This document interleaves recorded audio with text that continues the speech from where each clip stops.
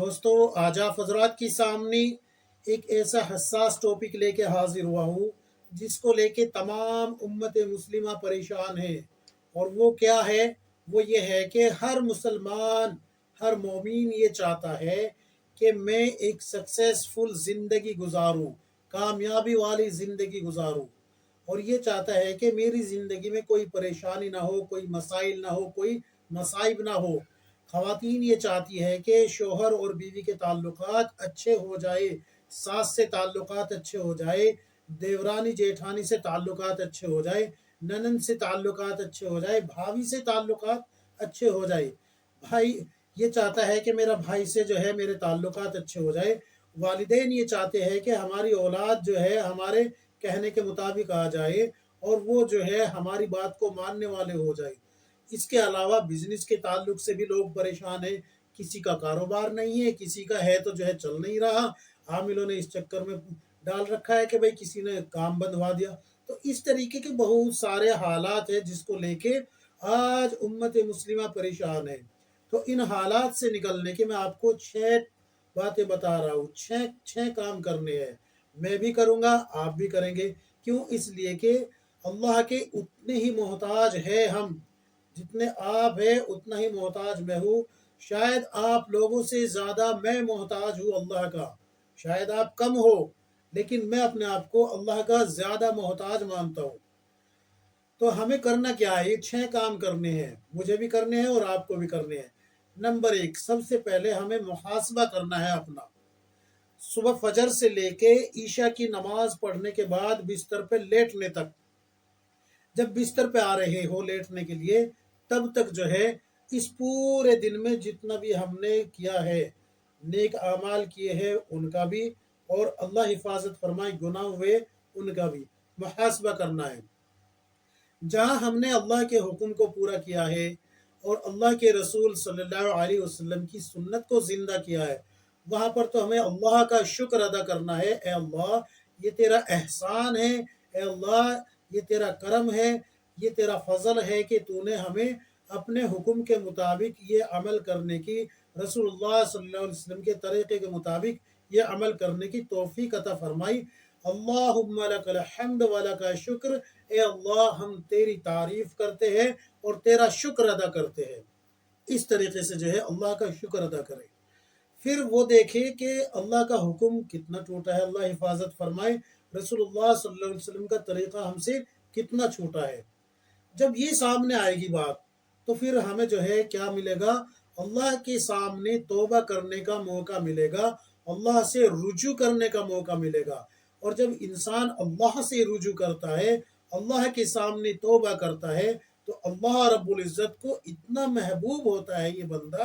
اللہ کے رسول صلی اللہ علیہ وسلم نے فرمایا کہ جب کوئی انسان اللہ کے سامنے توبہ کرتا ہے اپنے گناہوں سے، تو جس طریقے سے کوئی ویرانے میں ہے نا، ویرانہ یعنی کہ صحرا میں اگر کسی مسافر کی سواری، اونٹ وغیرہ، اس پہ اس کا سارا سامان ہو، کھانے پینے کا سارا توشہ ہو، اور وہ سواری غائب ہو جائے، بھاگ جائے، اور یہ موت کے انتظار میں کسی درخت کے نیچے کسی سائے میں لیٹ جائے اور یہ موت کا انتظار کرنے لگے، اور پھر ایک دم سے اسے وہ سواری نظر آ جائے، اس کے پاس آ جائے اور یہ اس کی لگام پکڑ لے، اس کو نکیل سے پکڑ لے، اور جلدی میں یہ کہہ دے اللہ رب العزت کو، اے اللہ میں تیرا رب اور تو میرا بندہ، اس طریقے سے کہہ دے۔ اللہ کے رسول صلی اللہ علیہ وسلم نے فرمایا کہ خوشی میں وہ اس طریقے سے کہہ دے تو اتنی خوشی ہوتی ہے جیسے کہ خوشی میں اس کی زبان سے یہ نکل گیا۔ تو اللہ کو اس سے بھی زیادہ خوشی ہوتی ہے جب کوئی انسان اللہ کے سامنے توبہ کرتا ہے۔ دوستو، میرے عزیز ساتھیو، توبہ اتنی بڑی چیز ہے، اتنی بڑی چیز ہے، اگر کافر جو ہے کفر سے توبہ کر لے تو اللہ اس کی ساری زندگی کے گناہوں کو معاف کر دیتا ہے۔ اتنی بڑی چیز ہے توبہ۔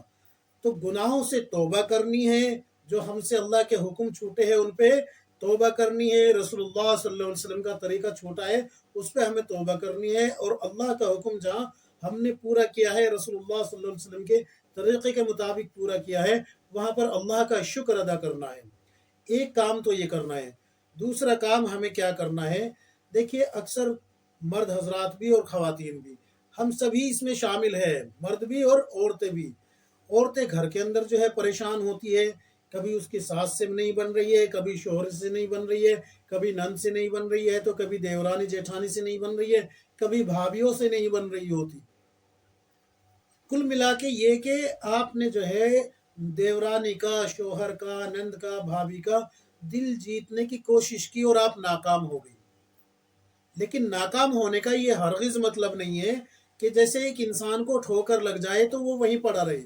وہ اٹھتا ہے اور اٹھ کے پھر سے چلنے کی کوشش کرتا ہے اور چلتا ہے، وہیں تو نہیں پڑا رہتا نا، چلتا ہے نا۔ تو اسی طریقے سے ایک نئی کوشش کرنی ہے، ہر روز ایک نئی کوشش کرنی ہے رشتوں کو بچانے کی۔ عورتوں کو کہہ رہا ہوں میں، رشتوں کو بچانے کی ہر روز ایک نئی کوشش کرنی ہے۔ شوہر کو بیوی کے ساتھ جو ہے اچھے تعلقات قائم کرنے کی اور بیوی کا دل جیتنے کی ہر روز ایک نئی کوشش کرنی ہے۔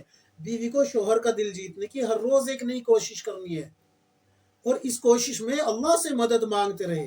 جب تک اللہ کی مدد شامل حال نہیں ہوگی انسان کامیاب نہیں ہو سکتا۔ اس لیے ضروری ہے کہ آپ کامیاب ہونے کے لیے اللہ کے حکم کو پورا کرے اور اللہ سے مدد مانگے۔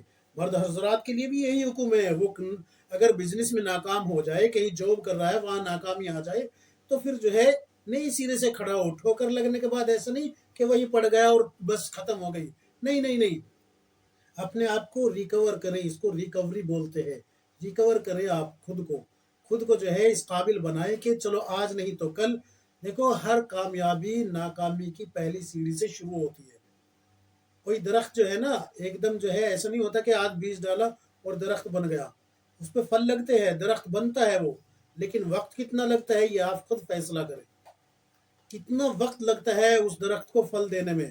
ایسا نہیں کہ آپ نے بیج ڈالا آج اور کل یہ درخت بن کے کھڑا ہو جائے گا، وقت لگتا ہے۔ اور جب وقت لگتا ہے اور یہ پھل دینے لگتا ہے تو یہی درخت آپ کے لیے لبھاونا بھی ہو جاتا ہے اور فائدہ پہنچانے والا بھی۔ اس لیے جو ہے کبھی بھی ٹھوکر لگنے سے یا ناکامی آنے سے کبھی بھی ہتاش نہ ہو، کبھی بھی ناکامی کو اپنے اوپر حاوی نہ ہونے دے، بلکہ ریکور کرے، خود کو ریکور کرے۔ انشاءاللہ کامیابی آپ کے قدموں میں ہوگی۔ تیسرا کام کیا کرنا ہے ہمیں لوگوں کے، کیا سمجھنا ہے؟ ایک تو وقت کو سمجھنا ہے۔ دیکھیں وقت بڑی قیمتی چیز ہے، جس نے وقت کو سمجھ لیا انشاءاللہ وہ بڑا کامیاب ہو جائے گا۔ وقت کی کتنی بڑی قیمت ہے، آپ 5 وقت کی نماز سے ہی اس کا مقام سمجھ سکتے ہیں۔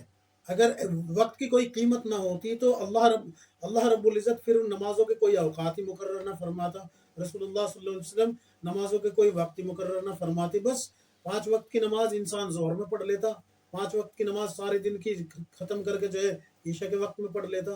تو وقت مقرر ہے، وقت مقرر ہے، اس لیے وقت کی قدر کرے۔ وقت کی کیا کرے؟ قدر کرے۔ جس نے وقت کی قدر نہیں کی اس نے کسی چیز کی قدر نہیں کی۔ ایک تو یہ، دوسرا یہ کہ سامنے والے کے مزاج کو سمجھے۔ دوسرا کیا کرنا ہے؟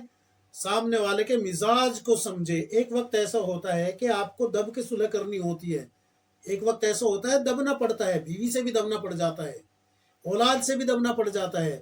دیکھیے اللہ کے رسول صلی اللہ علیہ وسلم حق پہ تھے یا نہیں؟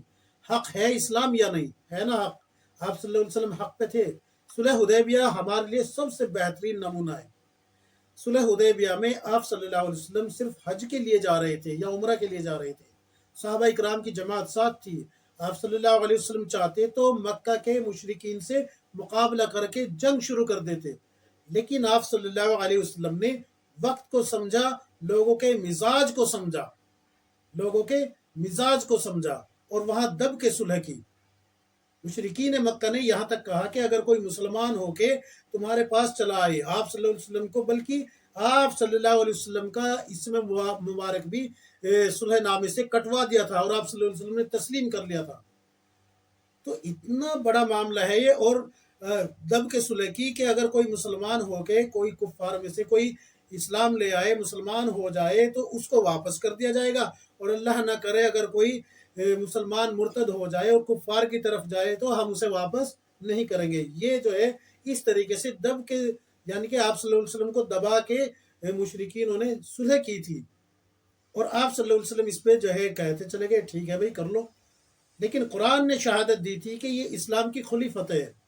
تو کبھی کبھی جو ہے نا دبنا بھی پڑ جاتا ہے، اس کو اپنی ہار نہ سمجھے، اس کو اپنی ذلت نہ سمجھے، دبنا بھی پڑ جاتا ہے.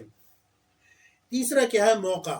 موقع دیکھے کہ جو میں بات کہہ رہا ہوں یہ موقع کے مطابق ہے بھی یا نہیں. سامنے والے کا مزاج تو پڑھنا ہی ہے آپ کو، پھر دیکھے کہ یہ بات اس موقع کی ہے بھی یا نہیں، یا یوں ہی جو ہے ہوا میں اڑا دی، اور پھر آپ اپنی اس بات کو غلط طریقے سے بیان کرنے کے بعد، غلط وقت پہ بیان کرنے کے بعد پھر جو ہے آپ اس پہ دلائل بھی دیتے پھرے، تو دلائل سے آپ ان کو قائل نہیں کر پائیں گے بلکہ آپ سے وہ دور ہو جائیں گے.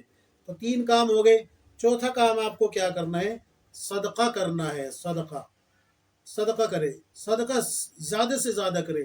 اتنا صدقہ کرے کہ دیکھو صدقہ جو ہے نا اللہ کے غصے کو ٹھنڈا کرتا ہے، بیماریوں سے نکال دیتا ہے، بیماریوں سے شفا ملتی ہے، اور اللہ کے عذاب کو روک دیتا ہے. بہت ساری فضیلت ہے صدقے کی.